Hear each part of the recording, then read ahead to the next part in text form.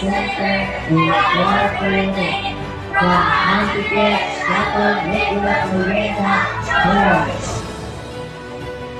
Kalinghugan ang pulong sa Diyos na itong makita diya sa Efeso Kapitulo 2, versikulo 19 ngadto sa 20. Busa ang kamong mga dili Hudiyo, dili na kamo mga langyaw o dumuduong, kundi mga kauban na sa katawhan sa Diyos o mga sakop na sa iyang banay.